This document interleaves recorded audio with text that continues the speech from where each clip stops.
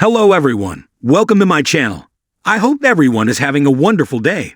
Before starting the video, please go ahead and hit the subscribe button and give this video a like up. In the latest Young and Restless preview for the week of December 9 to 13, will Sharon finally be cleared of murder? Read on for the details and watch the video below. As Sharon chose to plead guilty to Heather's murder, Nick remained uncertain of her guilt. Given the timing of the text to Phyllis and her near-fatal accident didn't match up with what Faith told him about Sharon not having her phone on her, he felt something was amiss. Nick investigated with Chance's help and asked him to check out some of Sharon's old meds that he fished out of the garbage after she threw them and the bottle out. Coming up, Michael says Chance got the toxicology report back on Sharon's pills. Sharon and Maria are there as Nick asks. Did they find anything? Will the pills prove Sharon was drugged? What will the report say? Nate spent Thanksgiving with Amy, who continued to push him about whether he'd help her find her missing son and his half-brother Damien. It appears Nate has made his decision. Next week, he tells Audra, "I've hired a private eye, recommended by Devin, to search for Damien. It may not be long before I come face-to-face with my half-brother."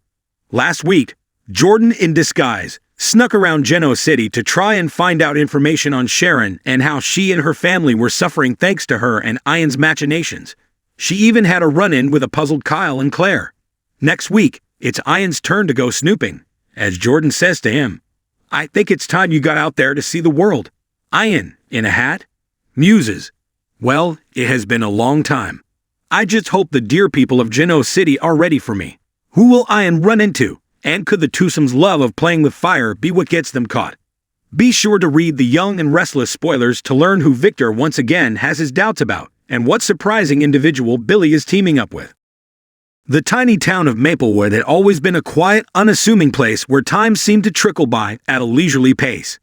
Nestled amidst rolling hills and sprawling meadows, it was the kind of town where everyone knew everyone else, and secrets were as rare as snowfall in July. That was, until Ian and Jordan arrived. Ian and Jordan were an unlikely duo. Ian, the charismatic mastermind, had a silver tongue that could charm even the grumpiest of Maplewood's residents. His words flowed like honey, sweet and persuasive, masking the darker undertones of his intentions. Jordan, on the other hand, was the brawn of the operation. With a towering frame and a face that gave little away, he was the silent enforcer who carried out Ian's elaborate schemes with precision. Together, they were unstoppable. Or so they thought. Their arrival in Maplewood was quiet, almost imperceptible. They rented a modest cabin on the outskirts of town and kept to themselves for the first few weeks.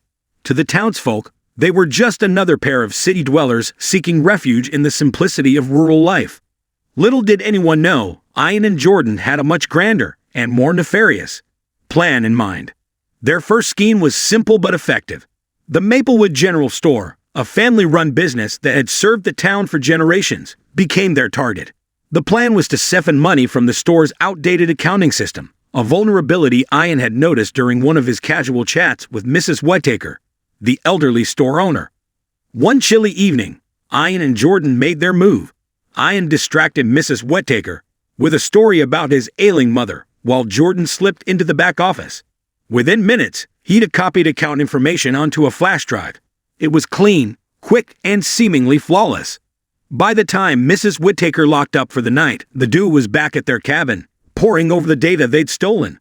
For weeks, the two operated with impunity, withdrawing small amounts of money that would go unnoticed. Their confidence grew with each successful heist, and soon, they set their sights on larger targets. The Maplewood Savings and Loan Bank was next. Ian spent days staking out the building, observing the tellers, the security protocols, and even the local sheriff's patrol schedule. Jordan prepared the equipment, counterfeit IVs, a state-of-the-art skimming device, and a getaway plan that relied on the town's limited surveillance. The heist was a masterpiece of deception. Ian posed as a wealthy investor looking to open an account, drawing the bank manager into a lengthy conversation. Meanwhile, Jordan installed the skimming device on the ATM outside. Over the next week, dozens of unsuspecting customers had their card details stolen. Ian and Jordan funneled the stolen money into offshore accounts, covering their tracks with a level of sophistication that baffled even the most tech-savvy residents. Despite their success, Ian and Jordan's presence in Maplewood was beginning to raise questions. Rumors spread like wildfire, fueled by the town's penchant for gossip. "Did you see those two strangers buying supplies at the hardware store? Seemed like they were up to something," Mrs. Klein said to her neighbor over tea. Sheriff Miller, a seasoned lawman with a sharp intuition, couldn't ignore the growing unease. Though he lacked concrete evidence, he had a gut feeling that Ian and Jordan were somehow connected to the recent uptick in mysterious financial discrepancies around town. He began watching them closely, making note of their comings and goings, the people they interacted with, and the peculiar patterns that seemed to follow them. Ian and Jordan, of course, were aware of the scrutiny. Ian brushed it off with his usual bravado, assuring Jordan that they were too clever to be caught. "We're ghosts, Jordan, shadows. They can't catch what they can't see." But Jordan, ever the pragmatist, couldn't shake the growing sense of unease. Their downfall began with a mistake, a small, seemingly insignificant error that snowballed into a catastrophe. During one of their heists at the Maplewood Library fundraiser, Jordan accidentally left behind a counterfeit $50 bill. The bill was traced back to a transaction at the general store, leading Sheriff Miller straight to their doorstep. The sheriff didn't act immediately. Instead, he bided his time, gathering evidence and building a case that would ensure the duo had no chance of escape. He tapped into the town's network of gossips, using their idle chatter to piece together a timeline of Ian and Jordan's activities. The sheriff's patience and methodical approach were a stark contrast to Ian's impulsive overconfidence. As the weeks turned into months, Ian and Jordan's schemes began to unravel. A local journalist, Emily Carter, started investigating the mysterious financial crimes that had plagued the town since their arrival. Emily was relentless, sifting through bank records, interviewing victims, and connecting the dots in a way that even the sheriff hadn't considered. Her breakthrough came when she discovered a pattern in the stolen funds. Each transaction was routed through a series of shell accounts before landing in an offshore account registered under a fake name. The name, however, was an anagram of Ian's full name, a detail so brazen it could only have been his idea. Emily shared her findings with Sheriff Miller, who now had all the evidence he needed to make an arrest.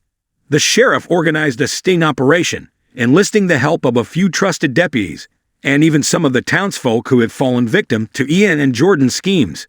The night of the sting was tense. Ian and Jordan were at their cabin, celebrating what they thought was another successful operation. They had no idea the sheriff and his team were closing in. The arrest was swift and decisive. Sheriff Miller burst into the cabin with his deputies, catching Ian and Jordan completely off guard. For the first time, Ian's silver tongue failed him. The evidence was overwhelming, and the townsfolk's testimony sealed their fate. As the duo was led away in handcuffs, the town of Maplewood breathed a collective sigh of relief. The peace and quiet they cherished had been restored, and the sense of community had grown stronger in the face of adversity. Ian and Jordan's story became a cautionary tale, a reminder that even the most cunning criminals could not outwit the power of unity and justice. And though the town would never forget the chaos they caused, it also stood as a testament to the resilience of Maplewood and its people. In the end, Ian and Jordan did get caught, proving that no matter how clever or careful one might be, the truth always has a way of coming to light.